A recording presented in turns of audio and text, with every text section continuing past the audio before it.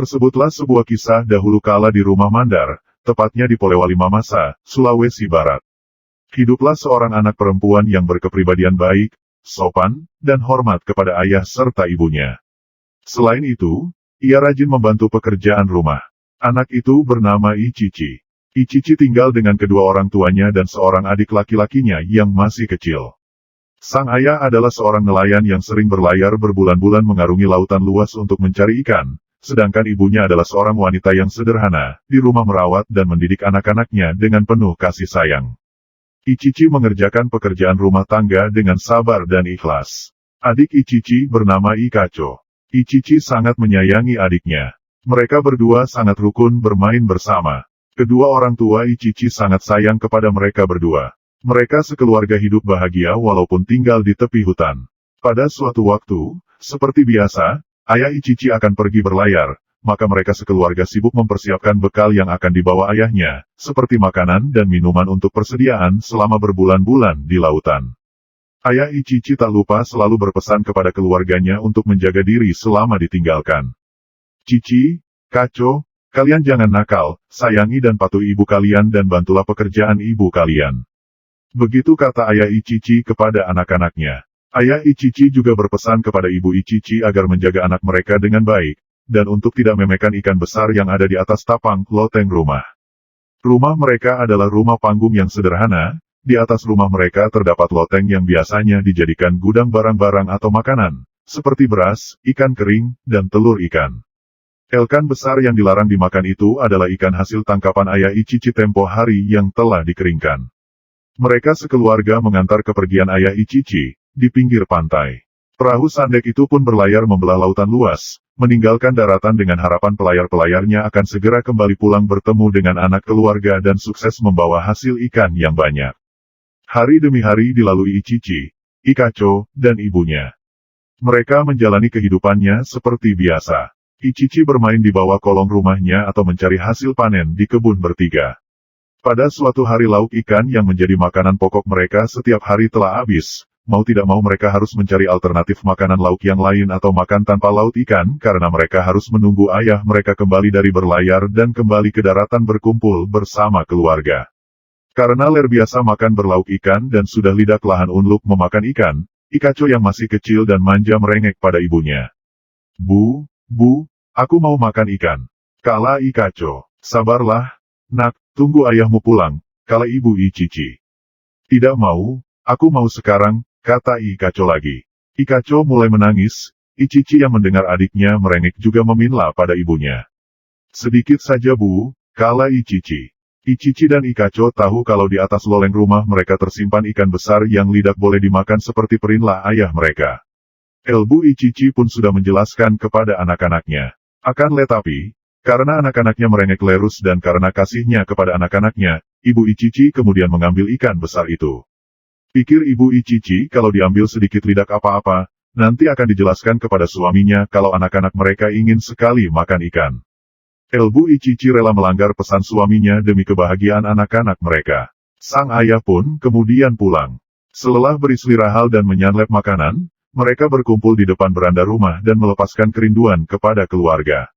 Ayah Ichichi bercerita lenlang pengalamannya selama berbulan-bulan di tengah lautan, bertemu dengan banyak jenis ikan baik besar maupun kecil, gelombang air pasang dan angin di lautan. Cerita ayah tentang laut didengarkan dengan penuh perhatian oleh Ichichi dan Ikacho. Kemudian, ayah Ichichi bertanya kepada istrinya, apa saja yang terjadi di rumah selama dia pergi. Elbu Ichichi dengan jujur menceritakan semuanya yang terjadi, yaitu mereka baik-baik saja dan tidak ada masalah, kecuali lauk ikan yang biasanya cukup untuk mereka bertiga habis. Maka diambilnya ikan besar itu sebagai lauk makan mereka. Setelah mendengar bahwa ikan besar telah dimakan oleh anak dan istrinya, ayah Ichichi sangat kaget dan langsung marah. Dia menganggap istrinya sangat lancang sehingga suasana yang tadinya ceria dengan canda tawa berubah menjadi duka tangis air mata. Apalagi, ketika ayah Ichichi yang tengah kalap menarik parang yang berada di balik sarungnya, ditariknya parang itu dari tempatnya dan dibelahnya istrinya menjadi dua bagian. Tepat di belahan tengah rambut istrinya dari atas hingga ke bawah. Lalu, dibawanya tubuh istrinya ke tepi laut. Tubuh yang sebelah kanan dilemparkannya ke atas langit dan tubuh yang sebelah kiri dibuangnya ke tengah lautan. Ichichi dan Ikacho sangat sedih menyadari perbuatan mereka mengakibatkan ibu mereka tak ada. Mereka sangat menyesal dan menangis. Mereka juga sedih melihat kelakuan ayahnya yang sangat pemarah. Walau kemudian ayah mereka sadar apa yang telah diperbuatnya. Kemudian, ayah Ichichi menyesali perbuatan yang telah dilakukan kepada istrinya. Akhirnya, ayah Ichichi jatuh sakit dan meninggal dunia. Ichichi dan Ikacho bertambah sedih dan merana. Untungnya ada seorang nenek kaya yang tinggal di desa dekat rumah mereka mengajak Ichichi dan Ikacho tinggal di rumahnya yang besar dan mengangkat mereka sebagai cucunya sendiri karena nenek itu pun tidak mempunyai sanak keluarga. Ichichi dan Ikacho pun tinggal di rumah nenek itu. Mereka berdua sangat dimanja oleh si nenek, apa yang mereka inginkan selalu dikabulkan oleh si nenek. Mereka bebas bermain di rumah yang besar atau di kebun yang sangat luas milik nenek. Mereka tidak perlu melakukan pekerjaan karena akan dilayani oleh pembantu-pembantu yang juga sudah tua. Nenek sering bertanya kepada Ichichi dan Ikacho makanan apa yang mereka inginkan. Rupanya nenek ingin melihat Ichichi dan Ikacho cepat besar. Pembantu-pembantu si nenek memperingatkan kepada Ichichi dan Ikacho agar mereka berhati-hati kepada si nenek karena ternyata si nenek adalah orang yang suka memakan hati manusia yang masih muda. Oleh karena itu, nenek terkenal dengan sebutan Ikane Pakandeate. Ichichi dan Ikacho sangat takut ketika mendengar berita itu. Namun, mereka tak bisa berlari karena Ikane Pakandeate selalu merawat dan mengawasinya. Tak terasa waktu pun bergulir, Ichichi dan Ikacho tumbuh semakin besar dan dewasa.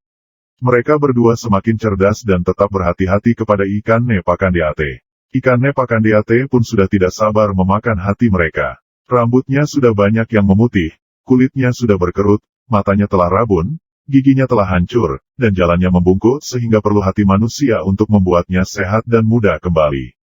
Hari itu Ikane ke sungai untuk mengasah kukunya yang panjang di atas batu agar menjadi tajam. Ketika mengetahui hal itu, Ichichi dan Ikacho segera bersembunyi di kebun Ikane Pakandeate yang luas. Setelah pulang dari sungai, Ikane Pakandeate berteriak memanggil nama Ichichi dan Ikacho. "Hai Chichi, hai Kacho. Di mana kalian cucu-cucuku?" tanyanya dengan lantang. Ichichi dan Ikacho terdiam, Ikacho ketakutan lalu menangis. Ketika mendengar tangisan Ikacho yang berasal dari kebun, Ikane Pakandeate segera menuju ke sana. Burung-burung yang berada di kebun bercicit, mereka menyuruh Ichichi dan Ikacho untuk segera bersembunyi di bawah kolong rumah panggung Ikane Pakandeate. Ikane Pakandeate menyusuri semua kebun dengan kesaktiannya, tetapi tidak menemukan Ichichi dan Ikacho. Dia mengetahui kalau anak-anak itu sudah tidak berada di sana, walaupun dengan jalan yang terbungkuk-bungkuk dan lama. Dia segera menuju ke rumahnya. Setelah melihat Ikane Pakandeate datang, semut-semut yang beriringan di tiang rumah berkata kepada Ichichi dan Ikacho untuk segera naik ke atas rumah karena Ikane Pakandeate sedang menuju ke arah mereka. Ichichi dan Ikacho dengan tergesa-gesa menaiki tangga dan menuju ke atas rumah untuk bersembunyi. Ikane Pakandeate yang berbaju hitam panjang dengan rambut yang digerai semakin menakutkan saja. Ikacho yang melihatnya dari tangga semakin takut. Ikacho menangis lagi. Ikane Pakandeate yang berada di bawah langsung menuju ke atas. Cicak-cicak di dinding di atas rumah menyuruh Ichichi dan Ikacho lebih baik bersembunyi di atas tapang loteng rumah. Mereka berdua segera berlari ke dapur dan menaiki tangga kecil yang menuju ke loteng. "Adikku, berhentilah menangis," kata Ichichi kepada adiknya, Ikacho. Ichichi berusaha tegar di tengah ketakutan dan kegalauan hatinya ketika melihat usaha Ikane Pakandeate begitu gigih memburu untuk memakan hati mereka. Ikane Pakandeate, walaupun harus bersusah payah, terus mencari buruannya. Karena di dalam rumahnya tidak ditemukannya, dengan kesaktiannya, dia mengetahui bahwa anak-anak itu telah berada di atas loteng. Dia pun menuju ke dapur dan menaiki tangga. Tokek yang berada di atas loteng segera memerintahkan Ichichi dan Ikacho untuk keluar dari atas rumah panggung itu, dengan cara membongkar atap rumah yang terbuat dari kumpulan daun-daun kelapa yang kering berwarna coklat dan memanjat pohon kelapa ajaib yang berada di samping rumah Ikane Pakandeate.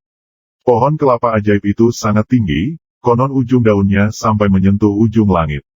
Ichichi dan Ikacho segera melakukan perintah Tokek, mereka membongkar atap dan berusaha memanjat pohon kelapa ajaib itu.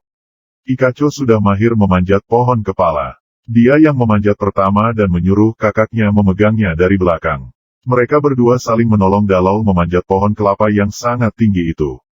"Ayo kak," kata Ikacho. Rupanya dia tidak menangis lagi. Dia menyemangati kakaknya. Ichichi pun berusaha dengan sekuat tenaga. Ikane Pakandeate sangat kesal ketika berada di atas loteng melihat atap rumahnya terbuka dan pohon kelapa ajaib itu telah dipanjat oleh Ichichi dan Ikacho.